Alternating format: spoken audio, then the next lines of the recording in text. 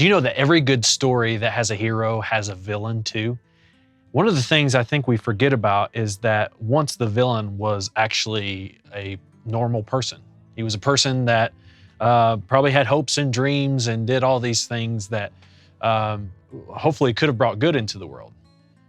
I think our fear was once one of those people. I think our fear was once a person who was out to help us, but in turn got a little hungry for power.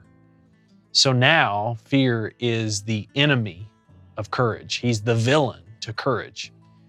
So often in the world we live in today, it's easy for us to get caught up in the things that are scaring us. So if you're watching the news or if people around you are scared, we adapt to that. It's almost like a virus that just continues to spread and continues to control us. And I think that it's probably more powerful than any virus that's on earth right now. Fear is a terrifying thing for so many of us. One of the things that I think is really important is to have practical application, things that we can do when we're afraid. In moments of fear, moments of worry, moments of anxiety, what do we do? How do we respond to them? Well, I think there's a couple things that we can do, and I think the first is ask the right question. Is this actually what's going to happen? It kind of changes your perspective. It changes things for you. Oftentimes, we live in our own heads, and because we live in our own heads, we think it's a lot worse than it is. So the first thing that we can do is ask, is the thing that I think is going to happen actually going to happen? The second thing I think we can do is we take a deep breath. So try this with me.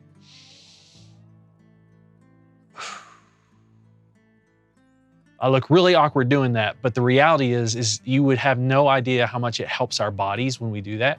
So when we're anxious or when we're overwhelmed or we're scared, taking a deep breath, while seems extremely practical, is actually a really helpful thing. So consider taking a breath.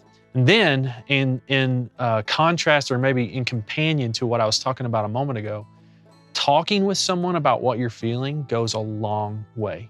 So being able to say to someone, hey, I'm afraid of this. I'm afraid of something that's about to happen.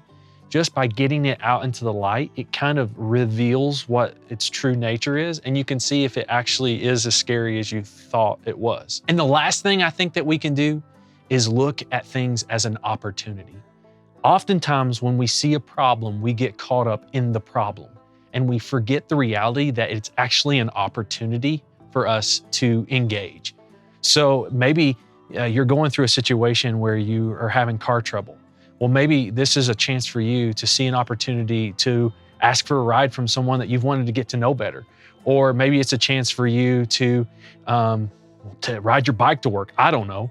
But just think from the standpoint of every problem has an opportunity. But oftentimes we get so caught up in the problem that we forget about the fact that there's an opportunity there.